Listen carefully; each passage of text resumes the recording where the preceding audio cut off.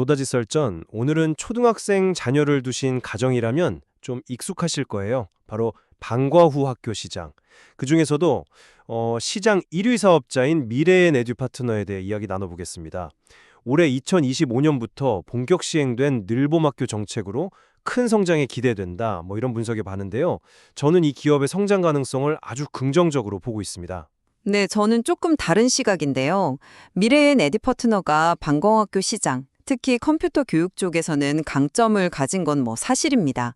하지만 그 늘봄학교 정책 효과가 과연 기대만큼 클지, 또 그 성장이 계속될 수 있을지 이 부분에 대해서는 좀 신중하게 접근해야 한다고 생각합니다.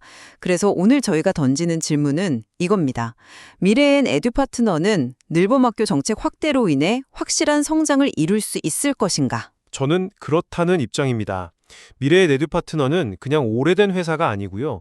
지난 16년간 전국 약 3천여 개 초등학교에서 컴퓨터 교실을 직접 운영하면서 쌓아온 경험.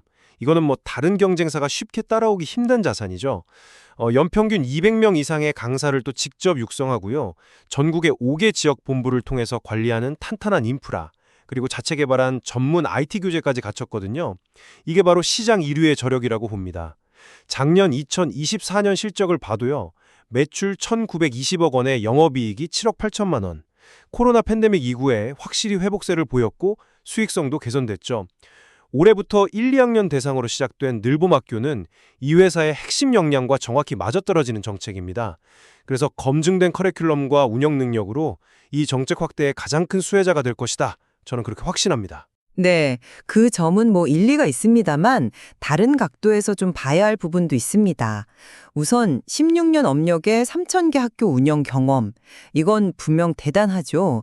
하지만 그 늘봄학교 정책이 당초 기대와는 좀 다르게 전학년이 아니고 2026년까지 초등 3학년까지만 확대 적용되는 걸로 축소됐잖아요.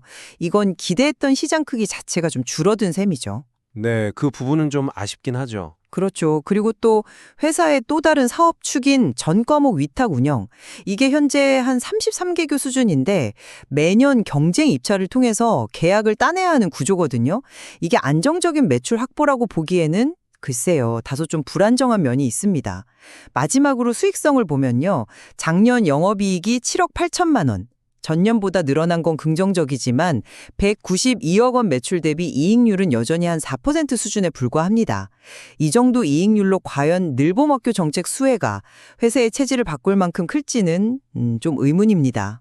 전책 범위 축소가 물론 아쉽기는 합니다. 하지만 여전히 1, 2학년 그리고 내년에 3학년까지 확대되는 것만으로도요. 초등 저학년 방과 후 교육에 특히 강점이 있는 미래의 에듀 파트너에게는 분명히 큰 기회라고 생각해요. 시장 선두주자로서 초기 시장을 선점하고 가장 많은 수혜를 입을 것이라는 점은 변함없다고 봅니다. 그리고 아까 낮은 이익률 지적하셨는데 작년에 매출이 조금 줄었음에도 불구하고 영업이익이 4억 원 이상 개선된 점을 좀 주목해야 한다고 봐요. 이건 비용 효율화나 운영 능력이 상당히 뛰어나다는 증거 아닐까요? 16년 경험은 바로 이런 위기관리 능력에서 나온다고 생각합니다. 물론 운영 효율 개선은 긍정적인 신호입니다.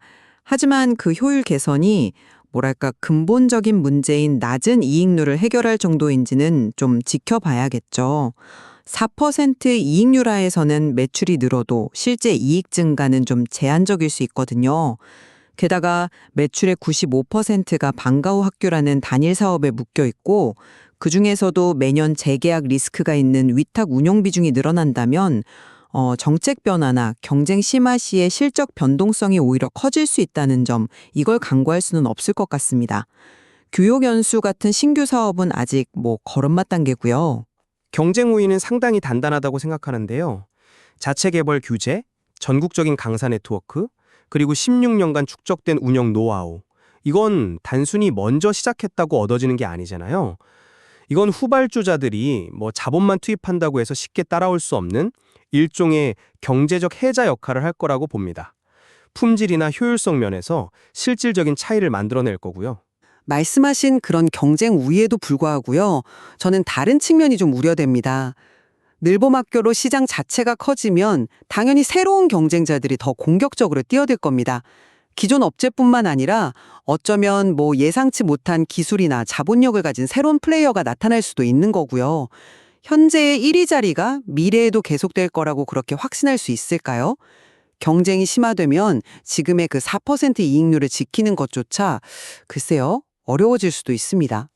저는 미래엔 에듀파트너가 검증된 시장 지배력, 운영 능력, 그리고 늘봄학교라는 이 확실한 정책적 기회를 발판 삼아서 앞으로 더 큰 성장을 이룰 잠재력이 충분하다고 생각합니다. 물론 위험 요인도 있겠지만 저는 기회가 더 크다고 봅니다. 성장 가능성 자체는 열려 있다고 저도 생각합니다. 다만 정책 변화의 불확실성, 또 매년 입찰 경쟁을 치러야 하는 계약 구조의 위험, 그리고 앞으로 심화될 경쟁 환경 등을 고려했을 때 아직은 좀 신중한 접근이 필요하다는 입장입니다. 기회와 위험 요인을 좀 균형 있게 봐야겠죠. 네, 오늘 저희가 살펴본 것처럼 미래엔 에듀파트너의 미래는 이 기회를 어떻게 잘 살리고 또 잠재적인 위험을 어떻게 관리하느냐에 달려있을 것 같습니다. 시청자 여러분께서도 양측의 의견을 참고하셔서 현명한 판단을 내리시는 데 도움이 되셨을기를 바랍니다. 네, 이렇게 다양한 관점에서 기업의 가능성을 점검하는 것이 중요하다고 생각합니다. 노다지 썰전, 오늘 순서는 여기서 마치겠습니다.